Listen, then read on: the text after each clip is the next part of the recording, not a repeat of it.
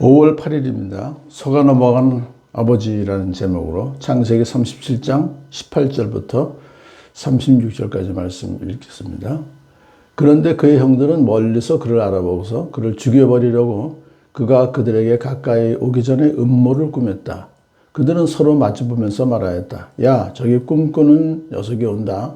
자, 저 녀석을 죽여서 아무 구덩이에나 던져놓고 사나운 들짐승이 잡아먹었다고 하자. 그리고 그 녀석의 꿈이 어떻게 되나 보자. 참 멀리서 4박 5일 정도 되는 그 길을 지금 헤매면서까지 형들을 만나려고 오는 그 요셉을 보면서 그 형들은 이제 음모를 꾸몄죠. 죽이려고. 저기 꿈꾸는 녀석이 온다. 꿈꾸는 녀석이 자기들이 그 참 형들인데도 그 녀석한테 이렇게 절을 한다고 하니까 미움이 너무나 이제 컸었죠. 아버지가 또 편애를 하시니까 저 녀석을 죽여서 아무 구덩이나 던져놓고 아버지한테는 들짐승이 잡아먹었다고 하자. 거짓말까지 다 미리 짠 거예요. 얼마나 악한지 모르죠. 자, 그렇게 이제 음모를 꾸미고 있을 때 르우벤이 같이 있었죠. 큰아들. 이 말을 듣고서 그들의 손에서 요셉을 건져내려고 그들에게 이렇게 말하였다. 르우벤은 어떻게 하든지 이제 요셉을 건져내서 아버지한테 돌려드리려고 했죠. 목숨만은 해치지 말자. 피는 흘리지 말자. 여기 들판이 있는 구덩이에 그냥 그 아이를 던져놓기만 하고 그 아이에게 손을 대지는 말자.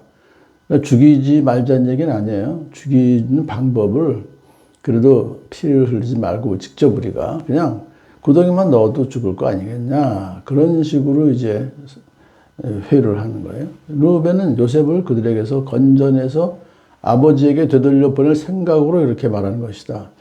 르우벤이 왜 그럼 그 요셉을 살리려고 했을까? 아버지에게 되돌려 보내려고 했을까 생각해 보니까요. 하여튼 장자로서의 책임도 있지만 결국은 얼마 전에 서모 빌하를 범했죠. 아버지한테 너무너무 잘못된 죄를 졌기 때문에 아버지로부터 신뢰를 회복하려고 그랬던 거 아닌가 생각이 됩니다. 요셉이 형들에게로 오자 그들은 그의 옷 곧 그가 입은 화려한 옷을 벗기고 그를 들어서 구덩이에 던졌다. 그 구덩이는 비어있고 그 안에는 물이 없었다. 일단은 하여튼 동생을 죽인 거나 마찬가지죠. 구덩이에 집어넣었으니까. 그리고 화려한 옷은 왜 벗겼을까 생각하니까 그걸 갖고 이제 알리바이를 만들어야 되니까요. 들짐승에게 잡아먹혔다. 그렇게 하려고. 참 나쁜 형들입니다. 자, 그들이 앉아서 밥을 먹고 있어요. 참 비정한 형들이죠. 밥을 어떻게 밥에 들어갑니까? 동생을 죽여. 일단 죽인 거나 마찬가지죠. 그런데 이제 고개를 들고 보니 마침 이스마엘 상인 한때가 길라스로부터 오는 것이 눈에 띄었다. 이제 하나님께서 그렇게 하신 거죠. 낙타에다 향품과 요향과 모략을 싣고 이집트로 내려가는 길이었다. 유다가 이제 그걸 봅니다. 그래서 형제들에게 이제 유다는 살리려고 하는 거예요. 일단은. 그런데 형들한테 말을 참 설득력 있게 하죠. 우리가 동생을 죽이고 그 아이의 피를 덮는다고 해서 우리가 얻는 것이 무엇이요? 한번 실질적으로 생각해 봅시다. 그냥 미워서 죽이는 거, 그거가 능사가 아니요. 하는 얘기죠. 자, 우리는 그 아이에게 손을 대지는 말고 차라리 그 아이를 이스마엘 사람들에게 팔아 넘기자. 아무래도 그 아이는 우리의 형제요, 우리의 피부친이다. 그 형들이 정말 그렇게 악한 마음을 먹었지만 그래도 양심은 있을 거 아니겠어요? 그러니까 그걸 건드리는 거죠, 유다가. 우리 형제요, 우리의 피부치니까 그냥 죽이진 말고 팔자, 노예로. 그럼 돈도 벌 거 아니겠냐, 이거예요. 그러니까 형제들이 유다의 말에 설득을 당합니다. 아, 그거 괜찮지. 그러자 하고 이제 미디안 상인들에게 팔아 넘기죠. 스무냥에. 은스무냥은 그 당시에 미성년자를 노예로 팔 때 공정 가격이에요. 그래서 그들은 이제 이집트로 이제 데리고 가서 이제 팔기 위해서 노예로 일단 샀으니까 더 비싸게 팔아야죠. 나중에 보니까 보디발에게 팔았으니까요. 상당히 잘 판 거죠. 그들로서는. 왜? 그 바로 경호대장이니까 되게 높은 직위에 있는 사람 아니에요? 여하튼 그래서 이제 그렇게 데리고 갔습니다. 일단 요셉은 팔아 넘긴 후에 그들은 이제는 할 일이 남아 있는데 르우벤이 문제예요. 르우벤이 잠깐 어디 갔다 온 거예요. 어디 갔는지 잘 모르지만 여하튼 살리려고 자기 생각을 하고서는 이제 있다가 구덩이로 돌아와 보니까 요셉이 없었어요. 그러니까 요셉을 그 이스마엘 상인한테 팔 때까지는 그때 현장이 없었던 거죠.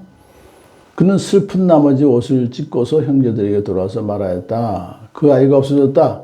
나는 이제 어디로 가야 한단 말이냐 하면서 탄식하는 루벤. 참 요셉은 이제 어디로 가야 한단 말이냐는 요셉이 사라졌는데 어디로 가는지 모르겠다. 너무 마음이 아픈 그 루벤. 자기가 살리려고 했던 것이 지금 숲으로 돌아간 거죠. 자, 이 형들은 동생을 죽이고 나서 어떻게 했습니까? 수렴수 한 마디를 죽이고 그 요셉의 옷을 가지고 가서 거기에 피를 묻혔다. 그들은 피 묻은 그 화려한 옷을 아버지에게로 가지고 가서 말해요. 더 나빠요, 이제부터가. 뭐라고 그랬어요? 우리가 이 옷을 주었습니다. 이것이 아버지의 아들의 옷인지 잘 살펴보시기 바랍니다.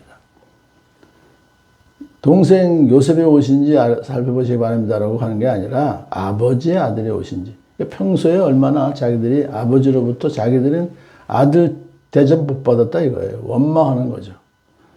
그러면서도 또 동생 이름을 직접 대면 자기들이 주인 것이 아니라니까 양심의 가책을 좀 그래도 모면하기 위해서 아버지의 아들이 오십니다. 이렇게 당신이 아끼던 아들이 이렇게 지금 참 실종됐습니다. 라고 하는 뜻도 있어요. 하여튼 여러 가지 의미가 있는 그런 긍정적인 말은 아니죠. 아버지한테 아버지 마음을 더 아프게 하는 그런 말이죠.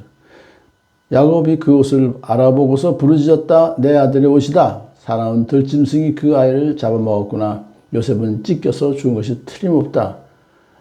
아버지 야곱은 사실은 형 에서를 속이기 위해서 염소 옷 고기를 엄마가 해준 거 아버지한테 드렸잖아요. 염소를 통해서 자기가 장자의 축복을 받았는데 이제는 오히려 아들들한테 그 염소 피로 묻힌 그 옷 때문에 속임을 당하죠. 속이는 자가 속임을 당하는 겁니다.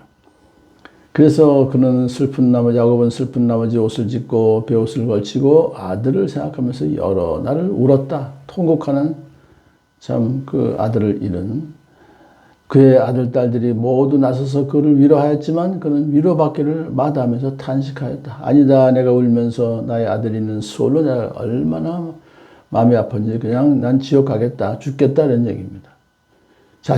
아버지는 잃은 자식을 생각하면서 울었다.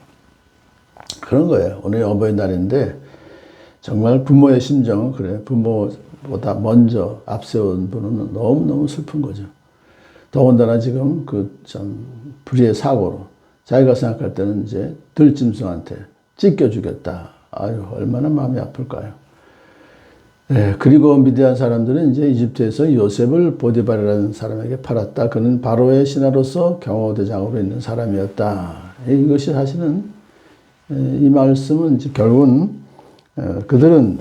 형들은 팔아서 이제 없앴지만은 그렇지만은 하나님께서는 결국 요셉을 경호대장 보디발에게 이제 노예로 가게 함으로써 결국은 이제 요셉의 또 꿈을 통해서 이번엔 요셉의 꿈을 통해서 앞으로는 이제 큰 총리가 되고 이집트에 그래서 결국은 이스라엘 그 가족들이 이주를 한 것뿐만 아니라 그 후에 엄청난 그 많은 이스라엘 민족이 탄생되어서 구속사가 이어져 가게 되는 하나님의 그 크신 계획이 지금도 이루어지는 하나의 장면이라고 생각하니까 감사를 드릴 수 있습니다.